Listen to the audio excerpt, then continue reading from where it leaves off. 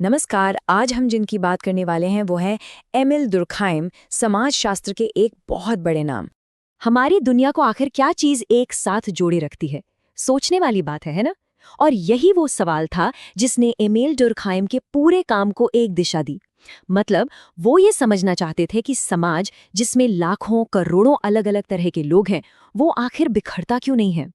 और ये है वो शख्स एमिल डुर्खाइम, एक फ्रांसीसी विचारक जिन्हें समाजशास्त्र को एक प्रॉपर एकेडमिक सब्जेक्ट के तौर पर स्थापित करने का श्रेय जाता है। असल में उन्होंने ही समाज को एक साइंटिफिक नजरिए से देखने की नींव रखी। तो चलिए इस सवाल में थोड़ा और गहरा उतरते हैं। देखिए, डर्खाइम जिस दौर में थे वो बहुत तेजी से बदल रहा था। इंडस्ट्रियल रेवोल्यूशन चल रहा था, लोग गांव छोड़कर शहरों में बस रहे थे। मतलब पुरानी जो परंपराएं थी वो टूट रही थी। अब डर्खाइम की सबसे बड़ी चिंता यही थी कि भाई इस बदलाव के बीच समाज एक साथ जुड़ा कैसे रहेगा। सोचकर देखिए, जो पुराने पारंपरिक समाज थे, वहां लगभग हर कोई एक जैसा ही तो जीवन जीता था। उनके विश्वास, उनके मूल्य, सब कुछ कॉमन था। और यही जो समानता थी, यही उन्हें आपस में बांध कर रखती थी। लेकिन आज के मॉडर्न समाज में यहाँ तो हर कोई अलग है, सबके अपने अपने गोल हैं। तो सवाल ये उठता है कि ये नया समाज आखिर एक साथ रहेगा कैसे। अब इसी सवाल का जवाब देने के लिए डर्खाइम ने एक, कह सकते हैं, क्रांतिकारी आइडिया सामने रखा। उन्होंने कहा कि अगर हमें समाज को समझना है तो हमें सिर्फ एक एक इंसान को देखने से काम नहीं चलेगा, हमें उससे परे देखना होगा। समाज की खुद की एक अलग ताकत होती है, एक शक्ति जो हम सब पर काम करती है। और इन शक्तियों को उन्होंने नाम दिया सामाजिक तथ्य या सोशल फैक्ट्स। अब ये हैं क्या? ये वो नियम, वो तौर तरीके, वो स्ट्रक्चर्स जो हमारे पैदा होने से पहले भी थे और हमारे जाने के बाद भी रहेंगे। मिसाल के तौर पर भाषा, हम इसे चुनते थोड़ी हैं, ये तो हमें मिलती है। या फिर कानून, जिसे मानना ही पड़ता है। डुर्खाइम के मुताबिक ये सामाजिक तथ्य एक अकेले इंसान से कहीं ज्यादा शक्तिशाली होते हैं। यहाँ डर्खाइम एक बहुत ही मजेदार लैटिन फ्रेज इस्तेमाल करते हैं, सुई जेनरिस।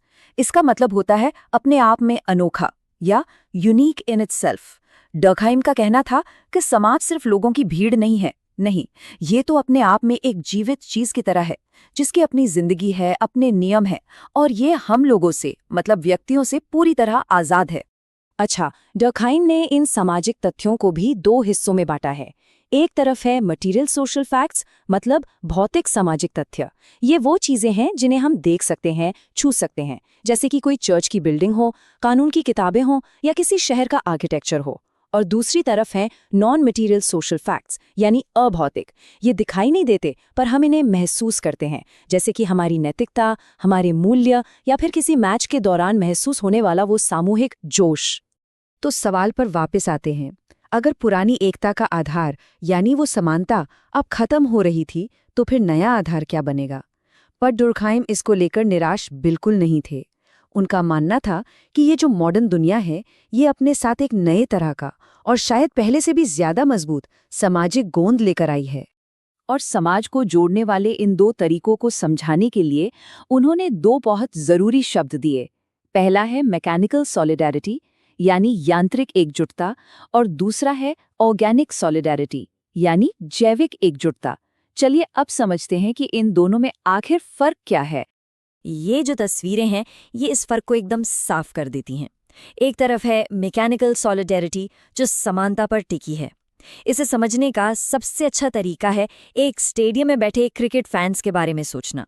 वो एक दूसरे को जानते तक नहीं, पर अपनी टीम के लिए उनका जुनून उन सबको एक बना देता है। अब दूसरी तरफ है ऑर्गेनिक सॉलिडैरिटी। ये एक बड़े मॉडर्न शहर की तरह है। यहाँ डॉक्टर है, इंजीनियर है, सफाई कर्मचारी है, सब अलग अलग काम कर रहे हैं, पर शहर को ठीक से चलाने के लिए ये सब एक दूसरे पर पूरी तरह डिपेंडेंट है। ये टेबल इन दोनों तरह की एकजुटता को और भी अच्छे से समझाती है। देखिए, मैकेनिकल सॉलिडैरिटी का आधार है समानता, जो पुराने पारंपरिक समाजों में मिलती थी। वहीं ऑर्गेनिक सॉलिडैरिटी का आधार है भिन्नता, जो आज के मॉडर्न समाजों की पहचान है। और एक बहुत जरूरी बात, कानून का तरीका भी बदल जाता है। पुराने समाजों में कानून दमनकारी होता था, मतलब अपराध को पूरे ग्रुप के खिलाफ माना जाता था और सजा बहुत कठोर होती थी। जबकि नए समाजों में कानून सुधारक होता है, जिसका मकसद सिर्फ बदला लेना नहीं, बल्कि सिस्टम को वापस पटरी पर लाना होता है। लेकिन कहानी का एक दूसरा पहलू भी है। डर्कहाइम ने ये भी माना कि ये जो बदलाव है ये हमेशा इतना आसान नहीं होता। कभी-कभी जब समाज बहुत बहुत तेजी से बदलता है तो ये जो सामाजिक गोंद है ये कमजोर पड़ जाता है और इसके जो नतीजे होते हैं वो काफी खतरनाक हो सकते हैं। और इसी हालत को डर्कहाइम ने एक नाम दिया, एनोमी। एनोमी एक ऐसी सिचुएशन है जहाँ पुराने नियम तो खत्म हो चुके हैं पर नए नियम अभी तक बने नहीं हैं। ऐसे में लोगों को समझ ही नहीं आता कि समाज उनसे चाहता क्या है। वो एकदम दिशाहीन, अकेला और कटा हुआ महसूस करने लगते हैं। और एनोमी का असर कितना गहरा हो सकता है, इसे साबित करने के लिए डुर्कहाइम ने एक ऐसे काम का अध्ययन किया जिसे बहुत बहुत निजी माना जाता है, आत्महत्या। उनका तर्क एकदम चौंकाने वाला था। उन्होंने कहा कि आत्महत्या की वजह किसी इंसान के दिमाग में नहीं बल्कि समाज में ढूंढनी चाहिए। और ये उनकी सबसे फेमस और शायद सबसे विवादित स्टडी बनी। उन्होंने अपनी स्टडी में दिखाया कि सुइसाइड रेट्स 2 सामाजिक ताकतों पर निर्भर करते हैं। पहला, इंटीग्रेशन, यानी हम किसी ग्रुप से कितना जुड़ा हुआ महसूस करते हैं, और दूसरा, रेगुलेशन, यानी हमारी जिंदगी पर समाज के नियमों का कितना कंट्रोल है। और मजे की बात यह है कि इन दोनों का बहुत ज्यादा होना या बहुत कम होना दोनों ही खतरनाक है। तो पहला टाइप है ईगोइस्टिक सुइसाइड या अहमवादी आत्महत्या। ये तब होती है जब सामाजिक जुड़ाव यानी इंटीग्रेशन बहुत ही कम हो जाता है। इंसान एकदम अकेला महसूस करने लगता है, जैसे समाज में उसकी कोई जगह ही नहीं है। डर्कहाइम ने अपनी रिसर्च में पाया कि प्रोटेस्टेंट लोगों में कैथोलिक्स के मुकाबले सुइसाइड रेट ज्यादा था, क्योंकि कैथोलिक धर्म में ग्रुप डिसिप्लिन पर ज्यादा जोर दिया जाता है। अब इसके एकदम उल्टा है अल्ट्रुइस्टिक सुइसाइड या परोपकारी आत्महत्या। ये तब होती है जब इंटीग्रेशन बहुत ज्यादा हो जाता है, इतना ज्यादा कि इंसान की अपनी पहचान ही खत्म हो जाती है, ग्रुप ही सब कुछ बन जाता है और वो ग्रुप के लिए अपनी जान तक दे देता है, जैसे एक सैनिक देश के लिए, या पुराने समय में सती प्रथा का उदाहरण। और तीसरा प्रकार हमें वापस एनोमी पर ले आता है, एनोमिक सुइसाइड। ये तब होता है जब सामाजिक नियम यानी रेगुलेशन अचानक से टूट जाते हैं, बहुत कम हो जाते हैं। ऐसा किसी आर्थिक मंदी के दौरान हो सकता है, या, और ये बड़ी हैरानी की बात है, अचानक लॉटरी जीतने जैसी बड़ी कामयाबी के बाद भी हो सकता है, क्योंकि दोनों ही सिचुएशन में जिंदगी के पुराने नियम बेकार हो जाते हैं। और आखिर में चौथा प्रकार है फेटलिस्टिक सुइसाइड यानी भाग्यवादी आत्महत्या। ये बहुत ज्यादा रेगुलेशन की वजह से होती है, जब किसी की जिंदगी पर इतने ज्यादा नियम कानून थोप दिए जाएं कि उसे भविष्य में कोई उम्मीद ही ना दिखे, जैसे किसी गुलाम की जिंदगी या किसी उम्र कैद के कैदी की हालत। तो अब सवाल उठता है कि डर्कहाइम के इन सारे आइडियाज का आज के समय में क्या महत्व है। सच कहें तो उनकी विरासत बहुत गहरी और आज भी जिंदा है। उन्होंने हमें समाज को देखने का एक बिल्कुल नया चश्मा दिया। अगर संक्षेप में कहें तो डर्कहाइम आज भी जरूरी हैं, क्योंकि 1. उन्होंने साबित किया कि समाज सिर्फ हमारे अंदर नहीं बल्कि एक बाहरी ताकत है जो हमारी जिंदगी को शक्ल देती है। 2. उन्होंने दिखाया कि मॉडर्न समाज कैसे एक दूसरे पर निर्भर होकर चलता है। 3. उन्होंने सामाजिक बिखराव और एनोमी के खतरों के बारे में हमें चेतावनी दी।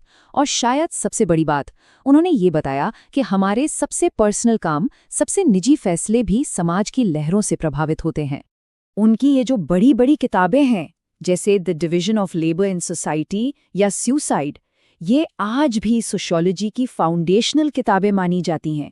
हर एक किताब ने समाज को समझने का हमारा नजरिया और भी गहरा किया।